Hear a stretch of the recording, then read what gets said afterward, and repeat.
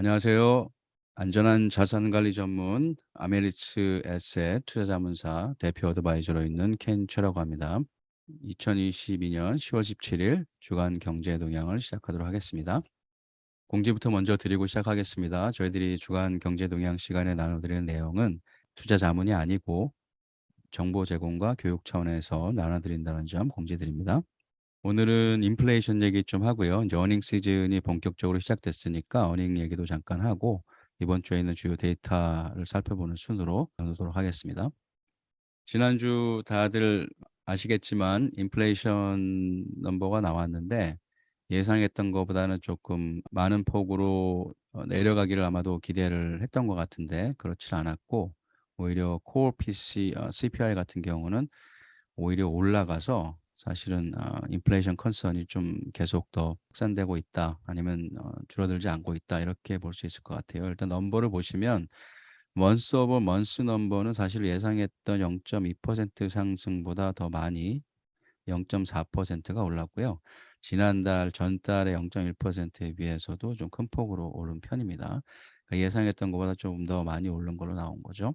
전년 동기 대비로 보면은 지난달에는 8.3%가 나왔었고 좀 더 많이 떨어지기를 기대했는데 시장은 8.2%로 뭐 거의 비슷한 수준에서 유지가 된 걸로 나와서 전반적으로 인플레이션 넘버는 핫하게 나온 거고 특히 코어 CPI 넘버 같은 경우는 식품하고 에너지를 제외한 CPI 넘버가 이제 코어 CPI 넘버라고 우리가 여러 번 나눠봤죠. 식품하고 에너지의 물가가 다른 섹터들에 비해서 물가 변동이 좀 변동성이 높은 편이기 때문에 전반적인 물가 변동 추이를 확인하기 위해서는 식품과 에너지를 제외한 나머지 분야의 물가 변동 추이를 보게 되는데 그게 이제 코어 CPI 넘버다라고 보실 수 있을 것 같아요. 근데 이 코어 CPI 넘버가 사실은 전달에 6.3%에 비해서 전년 동기 대비 수치가 이제 8월에는 6.3% 올라간 걸로 나왔었고 9월에는 전년 동기 대비 수치가 6.6%가 올라간 걸로 나왔어요. 그러니까 이 얘기는 일단은 뭐 40년 만에 뭐 최고만큼 폭으로 오른 거라고 하는데 코어 CPI 넘버가 올라갔다는 거는 단지 식품과 에너지 부분이 아니고 사실은 전반적인 모든 품목들에서 물가가 오르고 있었다라는 걸 오르고 있다라는 거를 얘기를 해 주는 거겠죠. 그래서 특정 분야뿐만이 아니고 전반적으로 지금 물가 상승이 지금 크다. 이렇게 볼 수 있을 것 같아요. 그러니까 사실은 더 좀 알라밍한 부분이겠죠. 그래서 CPI 전체 헤드라인 넘버도 오히려 많이 떨어지질 않았고 전달 대비로는 오히려 예상치 이상 올랐고 코어 CPI 넘버도 오히려 올랐고 전체적으로 물가가 지금 뭐 고점을 이제 찍었을 거라는 그런 기대들을 많이 하고 이제 점차 내려갈 거라고 기대를 많이 했는데 그냥 그것과 반대되는 넘버가 나왔죠. 근데 마켓은 사실은 좀 이상하게 반응을 했어요. 목요일 날 이 넘버가 나오고 나서 처음에는 내려갔다가 다시 또 그 반등을 했습니다. 물론 금요일 날 다시 또 내려갔고 오늘 또 인제 또 반등을 했지만 그래서 마켓이 사실은 지금 약간 정신이 없는 것 같습니다. 이 펀더멘털 넘버가 마켓 무브먼트를 특별히 지금 설명을 해 주지 못하고 있는 것 같습니다. 금요일 날 추가적으로 목요일 날 오히려 핫한 인플레이션 넘버가 나왔는데 마켓이 반등을 했다가 급반등을 했다가 금요일 날 다시 떨어진 거는 아마도 이 미시건 컨슈머 센티먼트에도 인제 인플레이션 컴포넌트가 있는데 거기에는 뭐 1 년치 예상 인플레이션 뭐 5년 후 예상 인플레이션 넘버들이 나오는데 다 좀 높게 나왔어요. 그래서 사실은 그 전날 나왔던 CPI 넘버랑 궤를 같이 했다고 볼 수 있는데 마켓이 리액션은 좀 다르게 했죠. 전날 CPI 넘버 때는 올라갔다가 그다음 날 컨슈머 센티먼트의 CPI 컴포넌트 넘버들이 나왔을 때는 내려갔다가 이렇게 해서 지금 아마도 마켓이 포지셔닝을 하는 데 좀 어려움이 있지 않나 뭐 이런 생각이 듭니다. 그래서 펀더멘털 넘버로 딱히 설명하기 힘든 그런 지금 움직임들이 있는 것 같습니다. 그래서 이 부분도 좀 유념을 좀 하실 필요가 있을 것 같아요. 다시 인플레이션 넘버에 대해서 인제 그 넘버가 나온 것들에 대해서 이제 쪼끔 우리가 생각을 해 보자면 마켓의 리액션이 인제 원래 지금 인플레이션 넘버가 핫하게 나온다는 거는 지금까지 우리가 계속 봤던 ธีm 아래에서 그 테마 아래에서 우리가 생각을 해 보자면 연준은 계속 이 경기 둔화나 뭐 리세션의 그 위험에 대해서 보다 인플레이션을 잡는 것에 사실 더 주안점을 두고 있다라는 입장을 천명을 했고, 그래서 공격적으로 금리를 계속 인상해 왔던 거고, 그래서 인플레이션 넘버가 사실은 현저하게 떨어지는 그런 모습을 보여주지 않는 이상에는 연준으로서는 기존의 공격적인 그런 입장을 바꿀 이유가 없겠죠. 그러니까 그런 면에서 추가적으로 공격적으로 금리가 계속 오르겠구나라고 본다면 이제 마켓 입장에서는 불리해지는 거죠.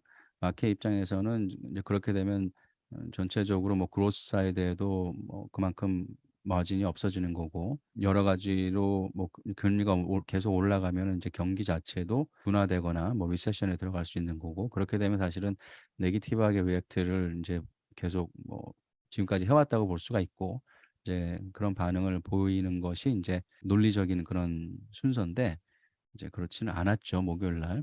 근데 어쨌든 지금 현재 상황을 봤을 때는 계속 연준이 타이트닝을 계속 가져갈 것 같고, 페이스를 특별히 바꿀 것 같지 않은 것으로 지금 보입니다. 넘버들 나온 거 봐서는. 그래서 최근에 지난주에도 우리가 뭐 연준의 피봇, 그러니까 피봇이라는 게 이제 지금까지의 정책 기조의 방향을 선회한다라는 의미에서 이제 그런 얘기들을 많이 했는데, 지금 이제 그런 사인은 아직은 없는 것으로 지금 일단 볼 수 있을 것 같습니다. 방금도 말씀드렸지만 Thursday CPI 넘버가 핫하게 나왔음에 불구하고 랠리가 있었고, 또 프라이데이는 솔드 오프 됐고, 그래서 사실은 이런 펀더멘털한 넘버가 지금까지 우리가 그냥 상식적으로 받아들였던 부분들과는 다르게 지금 마켓이 지금 반응을 하고 있어서 조금 혼란스러운 상황인 것 같습니다. 오늘도 사실은 좀 랠리가 있었죠. 근데 이 랠리가 어느 정도 유지가 될지는 사실은 좀 불투명합니다, 아직은. 그리고 또 한쪽에서는 이렇게 하루 동안에 이렇게 볼루틀하게 내려가는 것도 있지만 또 샤프하게 이렇게 랠리가 있는 것도 있어요. 근데 이제 이런 것들이 전반적으로 베어 마켓에서 보여지는 그 특징이다라고 또 설명을 할 수는 있습니다. 하루 이틀 이렇게 큰 폭으로 랠리가 있고 또 뉴 로우를 또 경신을 하고, 이제 이런 식으로 움직이는 게 일반적으로 베어 마켓의 특징인데, 어떻게 보면 이제 헤드 페이크라고 볼 수가 있겠죠. 투자자들로 하여금 이제 바람이 됐구나라고 생각을 하고 이제 들어가게 되면 이제 다시 그 위켄드들을 다 털어버리는 이제 시장이 또, 그리고 추가적으로 계속 하락을 하는 이제 이런 게 이제 베어 마켓의 특징인데, 이제 그런 랠리다 이렇게 또 설명을 하는 시각들도 있습니다. 그래서 아무튼 지금 뭐 정확하게는 모르겠지만, 아무도 모르지만 이런 부분들 유념하시고 포트폴리오 매니지먼트나 이제 투자에 반영을 하시면 좋을 것 같아요.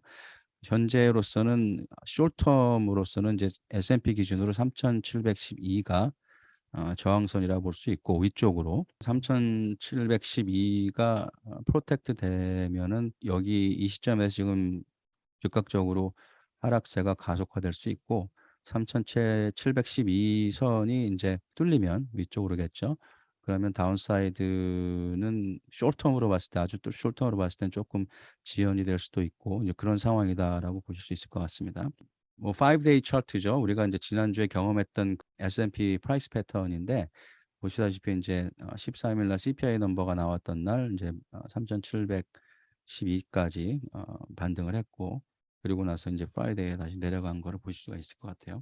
그래서 지난 3년간의 S&P 지금 차트인데, 지금 우리가 있는 시점에 대해서 이제 거시적으로 좀 스텝백에서 좀 보실 필요가 있겠죠. 그래서 2020년 3월에 이제 팬데믹 저점 이후에 올 초까지 마켓이 계속 상승장을 지속을 했고, 지금 올해 초부터 현재까지 지금 조정을 하고 있는데, 이 조정이 이제 지속적으로 더 추가적인 상승장을 위한 준비 기간이냐, 아니면은 오랫동안 지속될 수 있는 베어 마켓의 시작이냐에 대해서는 뭐 다 계속 디베이트이 있죠. 어쨌든 현재 상태에서 너무 안심하기에는 좀 이른 감이 있고, 그래서 리스크 관리 쪽에 좀 신경을 쓰고 여전히 그렇게 접근하시는 게 더 바람직한 접근법이 아닌가 이렇게 생각이 듭니다.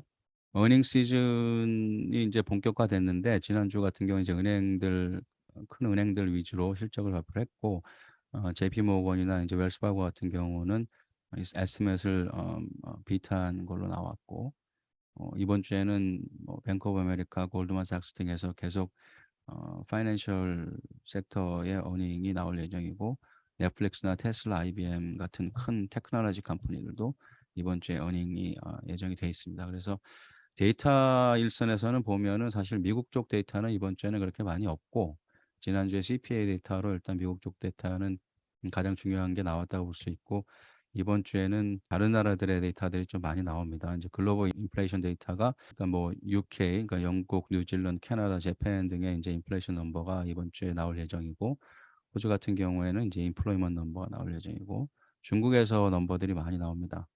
GDP, 인더스트리얼 그로스 넘버, 리테일 세일즈 넘버, 언임플로이먼트 넘버, 그래서 중국 쪽 넘버가 많이 나오고, 그래서 이번 주는 아마 데이터 쪽에서는 미국 쪽 데이터보다는 이제 글로벌 데이터 위주로 시장이 주목을 하고, 전반적인 뭐 글로벌 경기 현황에 대해서 해석을 또 하고 그렇게 할 것 같습니다.